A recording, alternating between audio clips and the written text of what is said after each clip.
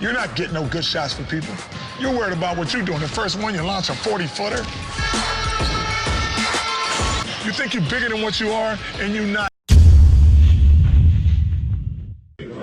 Just know it's up. Y'all see my fingers.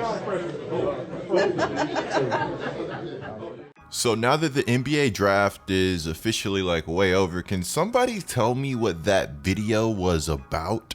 Because when I saw that video, I thought for sure there was no chance that LaMelo Ball would not be a Golden State Warrior, but here I am, confused, looking back at a video that may have just been a troll video from LaMelo Ball all along. In my most recent video that included Russell Westbrook and Bradley Beal, I talked about a lot of new faces in new places. Well, this is more of the same. LaMelo Ball and Gordon Hayward now in Charlotte. It's really interesting because a lot of people have hated on the Gordon Hayward contract. Now, I'm not going to sit here and tell you it's a good contract or anything like that, but I understand where Charlotte was coming from, giving Gordon Hayward the money that they gave him. I'm not even going to focus on the contract because the contract is what it is and it's done. There's not much we can do about it right now. But what we can focus on is the impact that Gordon Hayward is going to have in Charlotte. Charlotte needed a big time vet. Say what you will, Gordon Hayward brings it on the court, off the court, and he is a phenomenal locker room guy. Obviously, you don't want to just give out the money that Charlotte gave Gordon Hayward to a phenomenal locker room guy, but again, he comes with more value than just what he can bring on the court. I honestly do think Gordon Hayward can end up being a big time mentor to the young players and somebody like LaMelo Ball. Before we go any further, be sure to subscribe and turn on notifications. You will not want to miss another Get Like Coop video, and that's facts. Now, I've gotten a few requests for this, and I'm going to start bringing you guys this content very soon. The content I'm talking about is rebuilds. You guys will see some rebuilds coming to my Coop Reacts channel down in the description below. I'm actually going to end up changing the name of that channel. In the comments below, let me know what rebuilds you guys want to see. Also, let me know what training camps you guys want covered on my channel. With so many faces in new places, I feel like we have a lot of good options, and I'm going to do my best to make sure that I'm covering the training camps you guys want to see on this channel. Lastly, if you guys could drop a like on this video, it would definitely be much appreciated. All right, so I want to officially say my bad, Hornets fans, for not covering LaMelo Ball when he was initially drafted to the Charlotte Hornets. LaMelo Ball falling to the Charlotte Hornets at 3 in the 2020 NBA draft is the type of thing that we could look back at 5, 10, 15 years from now and ask ourselves, well, how does something like this happen? I think Wiseman and Edwards are unbelievable talents, but when it comes to LaMelo Ball, he brings something to the table that no other prospect really does. LaMelo Ball is long, 6'6", 6'7", 6'8", and check this out, there's a chance that he's still growing. Gordon Hayward said himself, he's surprised at how tall LaMelo Ball really is in person. But get this, LaMelo, he doesn't just have the size that you covet in a big point guard, whatever you want to call him. He has the natural ability to be able to get by any player in front of him. Without a doubt, I think LaMelo Ball is the craftiest player in this draft class. What's really fun about LaMelo is a lot of these big guards, they can handle the ball well. And when I say this, I mean they handle the ball in a way that they're not going to get ripped. But you see, LaMelo Ball, he actually has handles. The crossover is there. Now, of course, I'm not going to say he's Kyrie with the basketball or anything like that, but I do feel like LaMelo Ball has his own unique style. Now, I've followed LaMelo Ball for a great majority of his career. I feel like when it comes down to it, I feel like he's going to be his biggest enemy. And I think that's a good thing, because what that means is he has all of the talent in the world.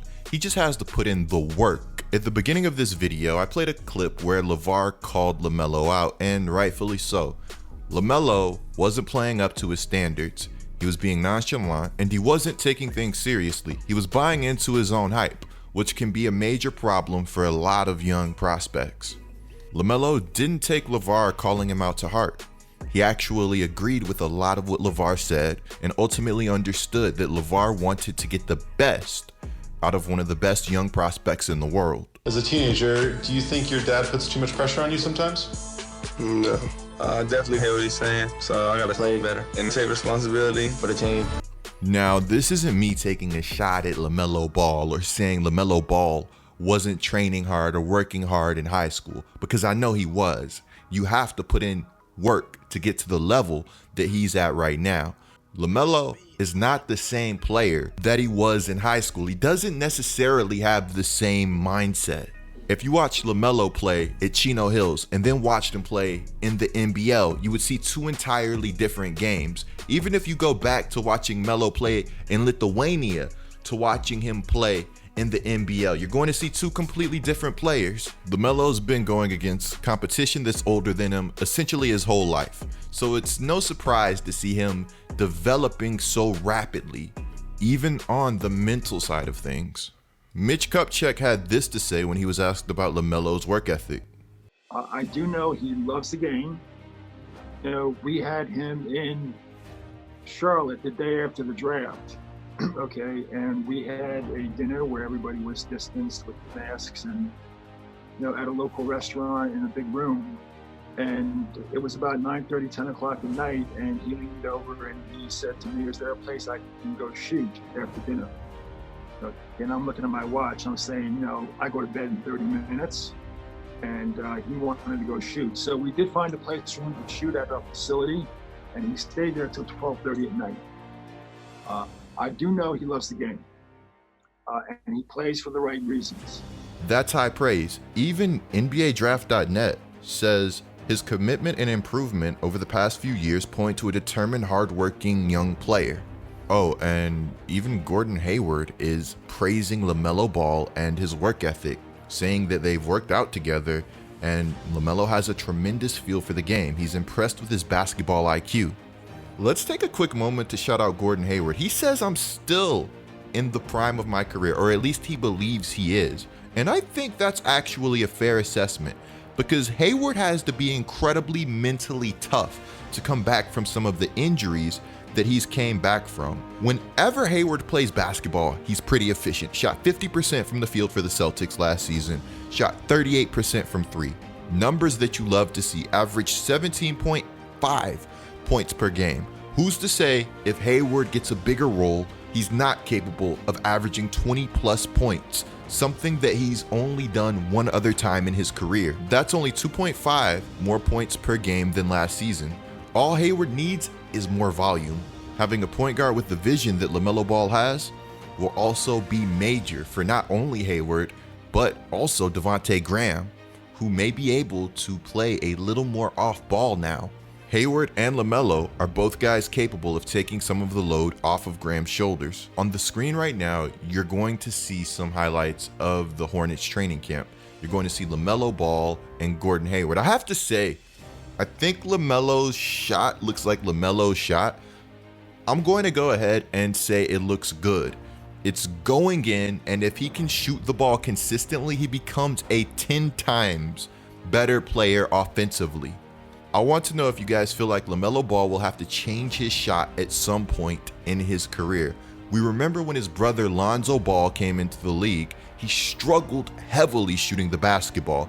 For reference, Lonzo Ball only shot 30.5% from three his rookie year, creating an incredibly frustrating product to watch on the court. But I would be lying if I didn't tell you guys that Zoe's impact goes far beyond his shooting ability. You know what? Let's go ahead and give Lonzo his props. This past season, he got up to 38% from the three-point line. In the comments below, I want you guys to guess LaMelo Ball's three-point percentage this upcoming year. Now, I'm going to ask you guys this right now. Does anybody care about the way LaMelo Ball conducts his interviews? Because there was a rumor going around that during the pre-draft process, he just sucked at interviews. I'm going to roll this clip for you guys, which is LaMelo Ball giving an interview after practice, and I want to know your thoughts. First day of practice was cool. I mean, I love the vibe. Everybody around here is cool, good energy. So yeah, I really loved it, to be honest. Does it feel weird that I know you haven't played a game in over a year and you guys are going to play one next week? Has it dawned on you that after waiting for so long, it's finally really happening? Yeah, nah, not at all. I mean, we all want to get out here and play, so we definitely all excited. Seems pretty normal to me. If I was an NBA player, I would probably give short answers too. Clicking the video on the screen right now is a great way to support the channel. I'm GetLikeCoop, bringing you guys the scoop until our next upload.